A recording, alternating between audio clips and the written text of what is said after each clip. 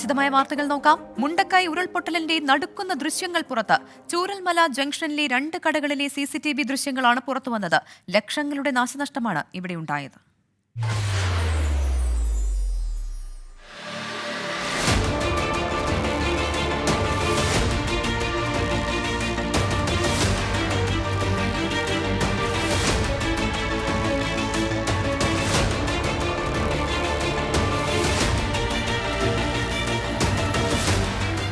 July 30 പുലർച്ചെ 1 മണിക്ക് ശേഷമുണ്ടായ ആദ്യ ഉരുൾപൊട്ടലിന്റെ ദൃശ്യങ്ങളാണിത്.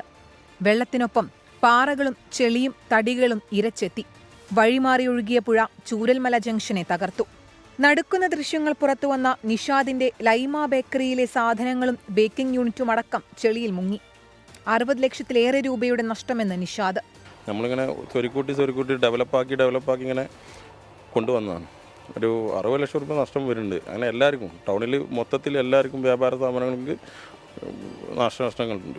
വെള്ളാർമല സ്കൂൾ പരിസരത്തുള്ള അഷ്റഫിന്റെ ഉടമസ്ഥതയിൽ പ്രവർത്തിക്കുന്ന മറ്റൊരു വ്യാപാര സ്ഥാപനത്തിലെ ദൃശ്യങ്ങളും പുറത്തുവന്നു. ഫ്രിഡ്ജ് അടക്കമുള്ള ഉപകരണങ്ങൾ ഒഴുകി നടക്കുന്നതാണ് ദൃശ്യത്തിൽ. ചെളി കയറിയ കടയുടെ ശുചീകരണം പുരോഗമിക്കുകയാണ്. 20 ലക്ഷത്തോളം രൂപയുടെ സാധനങ്ങൾ നശിച്ചുവെന്ന് അഷ്റഫ്. ഏകദേശം ഒരു 10-20 ലക്ഷം രൂപയുടെ സ്റ്റോക്ക് ഒഴുകിപ്പോയി, നശിച്ചുപോയി. ഇന്നലെ തുടങ്ങിയ ക്ലീനിങ് ആണ്. ഇന്നിപ്പോൾ ഈ സമയമായിട്ടും അത് തീർന്നിട്ടില്ല, ഇനി ചെയ്തുകൊണ്ടിരിക്കുകയാണ്. ചൂരൽമല മുണ്ടക്കൈ പ്രദേശത്ത് പലരും വായ്പയെടുത്തു തുടങ്ങിയ സംരംഭങ്ങളാണ് മഹാദുരന്തത്തിൽ നശിച്ചത്. സർക്കാരിന്റെ കരുതൽ ഇവരിലേക്കും ഉണ്ടാകണമെന്നാണ് ആവശ്യം. 24 വയനാട്. മുണ്ടക്കൈ ചൂരൽമല ഉരുൾപൊട്ടൽ ദുരന്തത്തിൽ കേന്ദ്ര സർക്കാർ ഇടക്കാല ആശ്വാസം നൽകാത്തതിൽ കേരളത്തിന് അതൃപ്തി. ആശ്വാസം ഇനിയും വൈകരുതെന്ന് മന്ത്രി AK ശശീന്ദ്രനും V ശിവൻകുട്ടിയും 24നോട് പറഞ്ഞു. കേന്ദ്ര സർക്കാരിന് സമർപ്പിക്കാനുള്ള നിവേദനം 2 ദിവസത്തിനുള്ളിൽ നൽകുമെന്ന് റവന്യൂ മന്ത്രി K രാജൻ പ്രതികരിച്ചു. വയനാട് ദുരന്തത്തിലെ കേന്ദ്ര സഹായവുമായി ബന്ധപ്പെട്ട് 24നോടുള്ള പ്രതികരണത്തിലാണ് മന്ത്രിമാർ ഇടക്കാല ആശ്വാസം വൈകുന്നതിലുള്ള അതൃപ്തി അറിയിച്ചത്. പ്രധാനമന്ത്രിയുടെ സന്ദർശനം വലിയ ആത്മവിശ്വാസം നൽകിയിരുന്നു. ആ പ്രതീക്ഷകൾ അർത്ഥവത്താകണമെങ്കിൽ ഇടക്കാല ആശ്വാസമെങ്കിലും പ്രഖ്യാപിക്കാമായിരുന്നുവെന്ന് മന്ത്രി AK ശശീന്ദ്രൻ പറഞ്ഞു.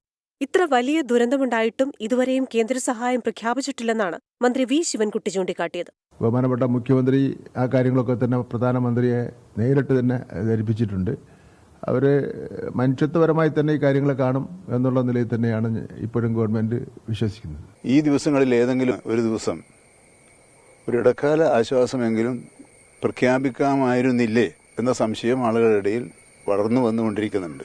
കേന്ദ്ര സർക്കാരിന് സമർപ്പിക്കേണ്ട നിവേദനം തയ്യാറെന്ന് മന്ത്രി K രാജൻ 24 മോർണിംഗ് ഷോയിൽ പറഞ്ഞു. 2 ദിവസത്തിനുള്ളിൽ നിവേദനം സമർപ്പിക്കുമെന്നും ദുരന്തത്തെ L3 വിഭാഗത്തിൽപ്പെടുത്തണമെന്ന് ആവശ്യപ്പെടുമെന്നും മന്ത്രി അറിയിച്ചു. L3യിൽപ്പെടുത്തി ഡിസാസ്റ്റർ ഇൻ സീവിയർ നേച്ചർ എന്ന വിഭാഗത്തിലേക്ക് ഈ ദുരന്തത്തെ പെടുത്താൻ പറ്റണം. ഇവിടെയുള്ള കർഷകരുടെ കടങ്ങൾ മരവിപ്പിക്കാനും പുതിയ കടങ്ങൾ എഴുതി തള്ളാനുമുള്ള സാമ്പത്തിക സൗകര്യം വേണം. ദുരിതബാധിതരുടെ പുനരധിവാസം യുദ്ധകാലാടിസ്ഥാനത്തിൽ പൂർത്തിയാക്കുമെന്ന് മന്ത്രി PA മുഹമ്മദ് റിയാസ്. ആക്ഷേപങ്ങൾക്കിപ്പോൾ മറുപടിയില്ലെന്നും മന്ത്രി വ്യക്തമാക്കി. News desk 24.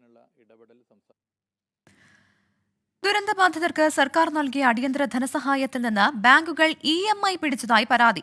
എതിർപ്പുയർന്നതോടെ പിടിച്ചെടുത്ത EMI തിരിച്ചു നൽകുമെന്ന് ബാങ്കേഴ്സ് സമിതി കൺവീനർ പ്രതികരിച്ചു. ചൂരൽമലയിലെ കടകൾ വൃത്തിയാക്കുന്ന ജോലി ഇന്നും തുടർന്നു. ദുരന്തബാധിതർക്ക് സർക്കാരിന്റെ അടിയന്തര ധനസഹായമായി 10,000 രൂപ നൽകുന്നത് പുരോഗമിക്കുകയാണ്. ഇതുവരെ 614 പേർക്ക് തുക ലഭിച്ചു. ഇതിൽ നിന്ന് ചില ബാങ്കുകൾ EMI പിടിച്ചു. പിടിച്ചെടുത്ത EMI തിരിച്ചു നൽകും. ഉരുൾപൊട്ടൽ ബാധിതരുടെ എല്ലാ ബാങ്ക് വായ്പകളും എഴുതിത്തള്ളുന്നതിൽ പരിമിതികളുണ്ടെന്ന് ബാങ്കേഴ്സ് സമിതി കൺവീനർ KS പ്രദീപ്. നാളെ സംസ്ഥാനതല ബാങ്കേഴ്സ് സമിതി യോഗം നടക്കും. നാളെ SLBC ആണ്. SLBCയിൽ തീരുമാനങ്ങൾ എടുക്കും എന്നല്ലേ ഞാൻ പറഞ്ഞു. വായ്പ എഴുതിത്തള്ളുമെന്ന് ഞാൻ ഫുള്ളായിട്ട് എഴുതിത്തള്ളുന്ന പറഞ്ഞില്ല. അതായത് ബാങ്ക് ബോർഡാണ് തീരുമാനിക്കുന്നത് വായ്പ എഴുതിത്തള്ളുന്നത്. അത് നോക്കിയിട്ട് എല്ലാവരുടെയും വായ്പ നമുക്ക് എഴുതിത്തള്ളാൻ പറ്റില്ല. കാരണം എല്ലാ ബാങ്കുകളും റിസർവ് ബാങ്കും എല്ലാവരും ഉണ്ടാവും നാളത്തെ മീറ്റിംഗിൽ. അത് കഴിഞ്ഞേ നമുക്കൊരു തീരുമാനം എടുക്കാൻ പറ്റുള്ളൂ. ചൂരൽമലയിലെ വ്യാപാരികൾ സന്നദ്ധ പ്രവർത്തകരുടെ സഹായത്തോടെ കടകൾ തുറന്ന് വൃത്തിയാക്കുന്നത് ഇന്നും തുടർന്നു. DNA ഫലങ്ങൾ പുറത്തുവന്നതോടെ 128 പേരെ കാണാതായെന്ന പട്ടിക സർക്കാർ പുതുക്കി. നിലവിൽ 119 പേരാണ് കാണാമറയത്തുള്ളത്. കരുണയില്ലാത്തൊരു സമീപനം പോലും ക്യാമ്പിലുള്ളവരുടെ ആശങ്കയേറ്റും.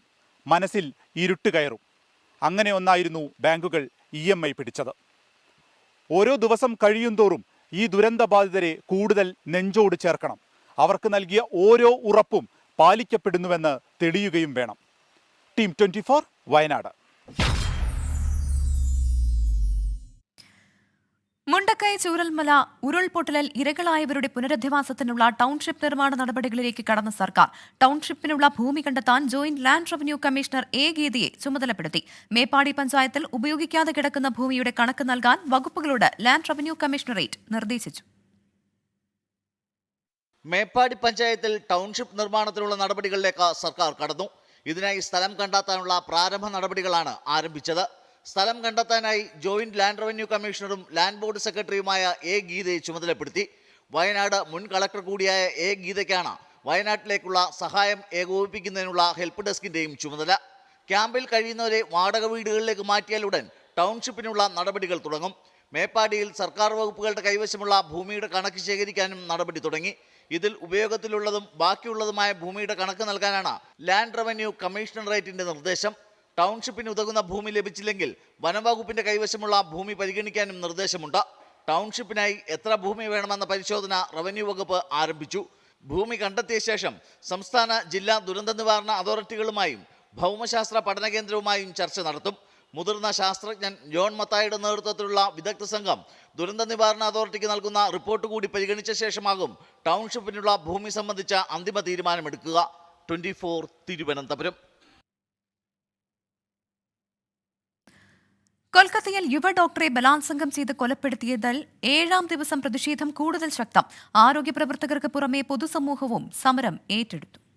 हम प्रोटेस्ट कर रहे हैं. हम लोग आज खेला था, उस खेला में कलकत्ता वेस्ट बंगाल गवर्नमेंट जो किया है वो बहुत नाइंसाफी है, बहुत नाइंसाफी है. वो लोग बोला है पुलिस नहीं है इसलिए खेला बातिल कर दिया, लेकिन अभी इतना पुलिस कहाँ से आया? गर्मी के टाइम में पुलिस नहीं रहता है, तभी बवाल होता है, लेकिन अभी इतना पुलिस देखिए. हम लोग सिर्फ जस्टिस के लिए आए, इतना सारा पुलिस आ गया, लेकिन जब ओरिजिनल डर्बी होता है तब पुलिस नहीं रहता है. कल आज डर्बी के लिए जो पुलिस नहीं था इसलिए डर्बी बातिल कर दिया. अब कहाँ से आ गया इतना पुलिस को गाली दे रहा है आके, पुलिस डायरेक्ट गाली दे रहा है लड़कियों को आके. कोलकाता पुलिस പ്രതിഷേധത്തെ തുടർന്ന് കൊൽക്കത്ത സോൾട്ട് ലേക്ക് സ്റ്റേഡിയത്തിൽ നടത്താനിരുന്ന ഡ്യൂറന്റ് കപ്പ് ഫുട്ബോൾ മത്സരം ഉപേക്ഷിച്ചു. ബൽറാം നെടുങ്ങാടി ചേരുന്നുണ്ട് കൂടുതൽ വിശദാംശങ്ങളുമായി കൊൽക്കത്തയിൽ നിന്ന്. ബൽറാം, യുവ ഡോക്ടറുടെ ബലാത്സംഗ കൊലയുമായി ബന്ധപ്പെട്ട് കഴിഞ്ഞ ദിവസങ്ങളിലൊക്കെ വലിയ പ്രതിഷേധം നമ്മൾ കണ്ടിരുന്നു. ഡോക്ടേഴ്സ് ഉൾപ്പെടെ വലിയ രീതിയിലുള്ള സമരത്തിലേക്ക് കടക്കുന്നതാണ് രാജ്യത്തെമ്പാടും നമ്മൾ കണ്ടത്. നിലവിൽ കൊൽക്കത്തയിൽ ഏത് തരത്തിലുള്ള പ്രതിഷേധമാണ് നടക്കുന്നത്?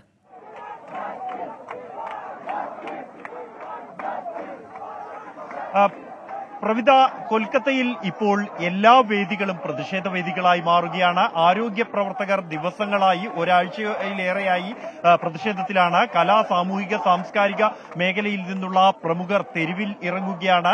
കഴിഞ്ഞ ദിവസം രാത്രി പോലും വലിയ പ്രതിഷേധ റാലികൾ കണ്ടു. ഇന്ന് നടക്കാനിരുന്ന മത്സരം എന്നുള്ളത് കൊൽക്കത്തയിലെ ബംഗാളിലെ ചിര വൈരികളായ 2 ടീമുകൾ ഈസ്റ്റ് ബംഗാളും മോഹൻ ബഗാനും തമ്മിലുള്ള മത്സരമായിരുന്നു. ദുരന്തോ കപ്പുമായി ബന്ധപ്പെട്ടുകൊണ്ട് ആ മത്സരത്തിൽ ഇരു ടീമുകളിലെയും ആരാധകർ ഒരുമിച്ച് കൈകോർത്ത് ഈ കൊൽക്കത്തയിൽ ഡോക്ടറെ ബലാത്സംഗം ചെയ്ത് കൊലപ്പെടുത്തിയ കേസിൽ പ്രതിഷേധിക്കാൻ തീരുമാനിച്ചിരിക്കുന്നു എന്ന വിവരം ലഭിച്ചതിനെ തുടർന്ന് പോലീസ് ഈ മത്സരത്തിന് അനുമതി നിഷേധിക്കുകയായിരുന്നു. തുടർന്ന് മത്സരം റദ്ദാക്കി. എന്നാൽ പ്രതിഷേധത്തിൽ നിന്നും പിന്മാറാൻ 2 ടീമുകളുടെയും ആരാധകർ തയ്യാറായില്ല. അവർ ഈ മുദ്രാവാക്യങ്ങൾ, അതായത് കൊൽക്കത്തയിലെ ഡോക്ടർക്ക് നീതി ഉറപ്പാക്കണം എന്ന മുദ്രാവാക്യം, വി വാണ്ട് ജസ്റ്റിസ് എന്ന മുദ്രാവാക്യങ്ങളുമായി ചിരവൈരികളായ 2 ടീമുകളുടെയും ആരാധകർ തെരുവുകളിൽ കൈകോർക്കുകയും പോലീസുമായി ഏറ്റുമുട്ടുകയും ചെയ്ത രംഗങ്ങളാണ് ഇന്ന് അല്പസമയം മുമ്പ് സാൾട്ട് ലേക്ക് സ്റ്റേഡിയത്തിന് സമീപം കണ്ടത്. പോലീസ് ഈ പ്രതിഷേധക്കാരെ, ഫുട്ബോൾ താരങ്ങൾ, മുതിർന്ന താരങ്ങൾ അടക്കമുള്ളവർ പ്രതിഷേധവുമായി തെരുവിലിറങ്ങിയപ്പോൾ പോലീസ് അവരെ പലരെയും കസ്റ്റഡിയിലെടുത്ത് വാഹനത്തിൽ കയറ്റിയിരുന്നു. എന്നാൽ ഫുട്ബോൾ ആരാധകർ പോലീസുമായി ഏറ്റുമുട്ടി ആ വാഹനം വളഞ്ഞ് അവരെ മോചിപ്പിക്കുന്ന കാഴ്ചകളും അല്പസമയം മുമ്പ് കൊൽക്കത്ത നഗരം കണ്ടു. അതിനുശേഷവും ഇപ്പോഴും ആരാധകർ പിരിഞ്ഞു പോകാൻ തയ്യാറായിട്ടില്ല. 60,000-ഓളം ടിക്കറ്റുകളായിരുന്നു ഇന്ന് നടക്കാനിരുന്ന റദ്ദാക്കപ്പെട്ട മത്സരത്തിനായി വിറ്റുപോയിരുന്നത്. എന്നാൽ ഈ 60,000-ൽ പരം ആളുകളാണ് പ്രതിഷേധവുമായി ഇവിടെ എത്തിച്ചേർന്നിരിക്കുന്നത്. ഇത്രയും വലിയ സാൾട്ട് ലേക്ക് സ്റ്റേഡിയത്തിന്റെ മുഴുവൻ ഗേറ്റുകളിലും ആളുകൾ നിറഞ്ഞിരിക്കുകയാണ്. ഫുട്ബോൾ ആരാധകർക്കൊപ്പം തന്നെ പൊതുജനങ്ങളും പ്രതിഷേധവുമായി തെരുവിൽ ഇറങ്ങിയിരിക്കുന്നു. നടന്നുകൊണ്ടിരിക്കുന്നു. വലിയ പ്രതിഷേധം സമീപകാലത്ത് ബംഗാൾ കണ്ടതിൽ വലിയ ഒരു പ്രതിഷേധമാണ് ഇപ്പോൾ നടന്നുകൊണ്ടിരിക്കുന്നത്.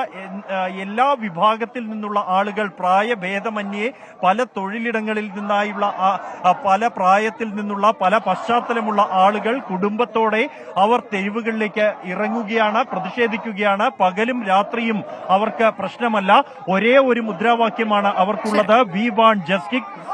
ആശുപത്രിയിൽ ഡ്യൂട്ടിക്കിടെ കൊല ചെയ്യപ്പെട്ട ഡോക്ടർക്ക് നീതി ഉറപ്പാക്കണം, കുറ്റവാളികൾക്ക് ശിക്ഷ ഉറപ്പാക്കണം. കൊൽക്കത്തയുടെ ബംഗാളിന്റെ വികാരമാണ് ഫുട്ബോൾ. ആ ഫുട്ബോൾ മൈതാനം പോലും ഒരു പ്രതിഷേധ വേദിയായി മാറുന്ന കാഴ്ചയാണ് ഇന്ന് നമ്മൾ കണ്ടത്. പാരമ്പര്യ വൈരികളായ രണ്ട് ടീമുകൾ നീതി ഉറപ്പാക്കാനായി കൊൽക്കത്തയിൽ ഡോക്ടർ ഡ്യൂട്ടിക്കിടെ ബലാത്സംഗം ചെയ്ത് കൊല്ലപ്പെട്ട സംഭവവുമായി ബന്ധപ്പെട്ടാണ് ഇത്ര വലിയ പ്രതിഷേധം രാജ്യത്തെമ്പാടും നടക്കുന്നത്. ഇപ്പോൾ ഡൽഹിയിലും ഡോക്ടേഴ്സിന്റെ നേതൃത്വത്തിൽ അവിടെ പ്രതിഷേധം നടക്കുന്നുണ്ട്. ഈ പ്രതിഷേധവുമായി ബന്ധപ്പെട്ട് തന്നെ സോൾട്ട് ലേക്ക് സ്റ്റേഡിയത്തിൽ നടത്താനിരുന്ന ഡ്യൂറന്റ് കപ്പ് ഫുട്ബോൾ മത്സരം ഉപേക്ഷിക്കുകയും ചെയ്തു. ബൽറാം നെടുങ്ങാടിയാണ് കൊൽക്കത്തയിൽ നിന്ന് വിശദമായ വിവരങ്ങൾ നൽകിയത്. കൊൽക്കത്തയിലെ യുവ ഡോക്ടറുടെ കൊലപാതകത്തിൽ സർക്കാരിനെ പ്രതിരോധത്തിലാക്കി പ്രതിപക്ഷ പാർട്ടികൾ. മുഖ്യമന്ത്രി മമതാ ബാനർജി രാജിവെക്കണമെന്ന് ദേശീയ വനിതാ കമ്മീഷൻ മുൻ അധ്യക്ഷ രേഖ ശർമ്മ 24നോട് പറഞ്ഞു. കേസിൽ ജുഡീഷ്യൽ അന്വേഷണം വേണമെന്ന് CPIM ബംഗാൾ സംസ്ഥാന സെക്രട്ടറി മുഹമ്മദ് സലീം ആവശ്യപ്പെട്ടു. സർക്കാർ പൂർണ്ണ പരാജയമെന്ന് CPI ജനറൽ സെക്രട്ടറി D രാജ കുറ്റപ്പെടുത്തി. കൊൽക്കത്തയിൽ വനിതാ ഡോക്ടറെ ബലാത്സംഗം ചെയ്ത് കൊലപ്പെടുത്തിയതിന് പിന്നാലെ ബംഗാൾ സർക്കാരിനും മുഖ്യമന്ത്രി മമതാ ബാനർജിക്കുമെതിരെ കടുത്ത വിമർശനങ്ങളാണ് ഉയരുന്നത്. മുഖ്യമന്ത്രി രാജിവെക്കണമെന്നും തെളിവ് നശിപ്പിക്കാനുള്ള ശ്രമങ്ങളാണ് നടക്കുന്നതെന്നും ദേശീയ വനിതാ കമ്മീഷൻ മുൻ അധ്യക്ഷ രേഖ ശർമ്മ പറഞ്ഞു. It was a planned attack on the hospital. There were some construction also they started because they wanted to remove the evidences. Trinamool ഗുണ്ടകൾ പോലീസിന്റെ സഹായത്തോടെ തെളിവ് നശിപ്പിക്കാൻ ശ്രമിക്കുന്നുവെന്ന് CPIM ബംഗാൾ സംസ്ഥാന സെക്രട്ടറി മുഹമ്മദ് സലീം ആരോപിച്ചു. Trinamool government is protecting the rapists, protecting the molesters, and Trinamool goons with the help of the Kolkata police is trying to vandalize that. They are trying to destroy the evidence. ബംഗാളിന്റെ ചരിത്രത്തിൽ മുമ്പൊരിക്കലും ഇത്തരമൊരു സംഭവം ഉണ്ടായിട്ടില്ല. മുഴുവൻ പ്രതികളെയും ഉടൻ arrest ചെയ്യണമെന്ന് മുതിർന്ന CPM നേതാവ് ബിമൻ ബോസ്. പ്രതിഷേധക്കാരുടെ ചോദ്യങ്ങൾക്ക് മറുപടി പറയാൻ മുഖ്യമന്ത്രി മമതാ ബാനർജി ബാധ്യസ്ഥയാണെന്ന് CPI general secretary D Raja പ്രതികരിച്ചു. BJPയും TMCയും ഒഴികെയുള്ള എല്ലാ കക്ഷികളെയും പ്രതിഷേധത്തിൽ ഒപ്പം ചേർക്കാനാണ് ഇടത് പാർട്ടികളുടെ യോഗത്തിന്റെ തീരുമാനം. ആശുപത്രിക്ക് നേരെയുണ്ടായ ആക്രമണത്തിന് പിന്നിൽ പ്രതിപക്ഷ പാർട്ടികളാണെന്നാണ് മമതാ ബാനർജി ആരോപിക്കുന്നത്. എന്നാൽ വീഴ്ചകൾ ഓരോന്നായി ചൂണ്ടിക്കാട്ടി മമതയുടെ രാജി ആവശ്യപ്പെടുകയാണ് പ്രതിപക്ഷ നേതാക്കൾ. വിനീത VG 24 ഡൽഹി. മറ്റൊരു സങ്കട വാർത്ത വരുന്നത് ബംഗളൂരുവിൽ നിന്നാണ്. കോറമംഗലയിൽ നിശാ പാർട്ടി കഴിഞ്ഞ് മടങ്ങുകയായിരുന്ന പെൺകുട്ടിയെ അജ്ഞാതൻ ബലാത്സംഗം ചെയ്തു. ഹെബ്ബഗോഡയിലെ വീട്ടിലേക്ക് പോവുകയായിരുന്ന 22കാരിയെ ബൈക്കിൽ ലിഫ്റ്റ് നൽകിയ ശേഷം ലൈംഗികാതിക്രമത്തിന് ഇരയാക്കുകയായിരുന്നു. പെൺകുട്ടി സുഹൃത്തിനെ വിളിച്ചു വരുത്തിയാണ് രക്ഷപ്പെട്ടത്. നഗരത്തിലെ കോളേജിൽ 3ാം വർഷ വിദ്യാർത്ഥിനിയാണ് അതിക്രമം നേരിട്ടത്. പ്രതിക്കായി പ്രത്യേക സംഘത്തെ രൂപീകരിച്ച് പോലീസ് അന്വേഷണം ഊർജിതമാക്കി. വരുന്ന ഒരു പ്രധാനപ്പെട്ട രാഷ്ട്രീയ വാർത്തയിലേക്ക്. JMM വിടുന്നുവെന്ന് വ്യക്തമാക്കി ജാർഖണ്ഡ് മുൻ മുഖ്യമന്ത്രി ചെമ്പൈ സോറൻ. പാർട്ടിയിൽ അവഹേളനം നേരിട്ടതിനാൽ ബദൽ മാർഗം തേടാൻ നിർബന്ധിതനായി. ജീവിതത്തിൽ പുതിയ അധ്യായത്തിന് തുടക്കമെന്നും ചെമ്പൈ സോറൻ എക്സിൽ കുറിച്ചു. വിവരങ്ങളുമായി R അച്യുതൻ ഡൽഹിയിൽ നിന്ന് ചേരുന്നുണ്ട്. അച്യുതൻ, ചെമ്പൈ സോറനും ഒപ്പം മറ്റ് 6 MLAമാരും BJPയിലേക്കെന്നുള്ള അഭ്യൂഹം ശക്തമായിരുന്നു. ഇതിനിടെയാണ് ഇപ്പോൾ ഇത്തരത്തിലൊരു കുറിപ്പ് അദ്ദേഹം എക്സിൽ പോസ്റ്റ് ചെയ്തിരിക്കുന്നത്. എന്താണ് മനസ്സിലാക്കേണ്ടത്?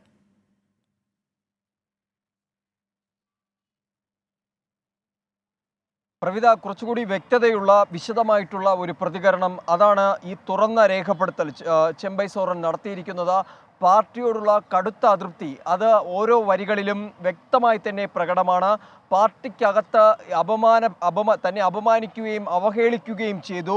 ഇതിനാലാണ് മറ്റൊരു ബദൽ മാർഗം തേടാനായി താൻ ഇപ്പോൾ ഒരുങ്ങിയിരിക്കുന്നത്. ഇന്ന് തൻ്റെ ജീവിതത്തിലെ ഒരു പുതിയ അധ്യായം തുടങ്ങുന്നു എന്നുള്ളതാണ് ചെമ്പൈ സോറൻ കുറിച്ചിരിക്കുന്നത്. അതിൽ തനിക്ക് മുന്നിൽ 3 അവസരങ്ങളുണ്ട്. ഒന്ന്, രാഷ്ട്രീയ ജീവിതത്തിൽ നിന്ന് തന്നെ വിരമിക്കുക എന്നുള്ളതാണ് ആദ്യത്തേത്. രണ്ടാമത്തേത് പുതിയൊരു പാർട്ടി രൂപീകരിച്ച് മുന്നോട്ട് പോവുക. ഇതിൽ മൂന്നാമത്തേതാണ് പ്രസക്തമായിട്ടുള്ള, കാരണം സമകാലിക രാഷ്ട്രീയ ഗതിയിൽ ഏറ്റവും പ്രസക്തമായിട്ടുള്ളതാണ് മൂന്നാമതായി ചെമ്പൈ സോറൻ രേഖപ്പെടുത്തിയിരിക്കുന്നത്. അതായത് ഒരു കൂട്ടാളിയെ കണ്ടെത്തി അവർക്കൊപ്പം തുടർന്നുള്ള രാഷ്ട്രീയ ജീവിതം നയിക്കുക എന്നുള്ളതാണ് ആ മൂന്നാമതായി ചെമ്പൈ സോറൻ പറയുന്നത്. അതായത് വരുന്ന ജാർഖണ്ഡ് നിയമസഭാ തെരഞ്ഞെടുപ്പ് വരെ ഈ അവസരങ്ങൾ തുറന്നിരിക്കുമെന്നുള്ളതും ചെമ്പൈ സോറൻ വ്യക്തമാക്കുന്നു. അതായത് BJP ഒരു പക്ഷേ ചെമ്പൈ സോറനെ പാർട്ടിയിലേക്ക് ക്ഷണിച്ചാൽ ചെമ്പൈ സോറൻ പോകുവാനുള്ള സാധ്യതകളാണ് ഈ മൂന്നാമത്തെ ഈ ഓപ്ഷനായി ചെമ്പൈ സോറൻ ഇപ്പോൾ പ്രകടമാക്കിയിരിക്കുന്നത്. പാർട്ടിക്കകത്ത് താൻ ഒരുപാട് അധിക്ഷേപങ്ങൾ നേരിട്ടു. മുഖ്യമന്ത്രിയായിരിക്കുന്ന ഘട്ടത്തിൽ തന്റെ ഔദ്യോഗിക പരിപാടികൾ പാർട്ടി നേതൃത്വം ഇടപെട്ട് മാറ്റിവെക്കുന്നു. അതെ, ഒരുപാട് അപമാനം നേരിട്ടു എന്നതുകൂടി എടുത്തു പറയേണ്ടതുണ്ട്. JMM വിടുന്നുവെന്ന് വ്യക്തമാക്കിക്കൊണ്ടാണ് ഇപ്പോൾ ജാർഖണ്ഡ് മുൻ മുഖ്യമന്ത്രി ചെമ്പൈ സോറൻ എക്സിൽ കുറിച്ചിരിക്കുന്നത്. വിവരങ്ങളാണ് അച്യുതൻ ഡൽഹിയിൽ നിന്ന് നൽകിയത്. വാർത്തകൾ തുടരുന്നു. ജസ്ന തിരോധാന കേസിൽ അന്വേഷണം വഴിതെറ്റിക്കാൻ ശ്രമം നടക്കുന്നുവെന്ന് പിതാവ് ജെയിംസ് ജോസഫ്. തിരോധാനത്തിന് 2 ദിവസം മുൻപ് ജസ്നയെ ലോഡ്ജിൽ കണ്ടുവെന്ന മുണ്ടക്കയം സ്വദേശിനിയുടെ വെളിപ്പെടുത്തൽ ജെയിംസ് ജോസഫ് തള്ളി. ലോഡ്ജിലെ മുൻ ജീവനക്കാരിയുടെ വെളിപ്പെടുത്തൽ തന്നോടുള്ള വ്യക്തിവിരോധം തീർക്കാനാണെന്ന് ലോഡ്ജ് ഉടമയും പ്രതികരിച്ചു. മുണ്ടക്കയത്തെ ഒരു വസ്ത്രവ്യാപാര സ്ഥാപനത്തിന് മുന്നിലൂടെ ജസ്ന നടന്നു പോകുന്ന CCTV ദൃശ്യങ്ങൾ നേരത്തെ തന്നെ പുറത്തു വന്നിരുന്നു.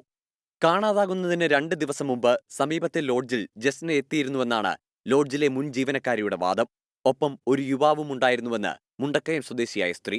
ഇത്രയും കഴിഞ്ഞ് ഞാൻ കണ്ടതാണ്, എനിക്കറിയാം. ആ പോകാൻ സമയം ഒരു ചെറുക്കനുണ്ടായിരുന്നു. അപ്പോൾ എന്നോട് പറഞ്ഞു ഒരു ടെസ്റ്റ് എഴുതാൻ എറണാകുളം പോവുകയാണ്, അതിന് വന്നതാണ് എന്ന് എന്നോട് പറഞ്ഞു.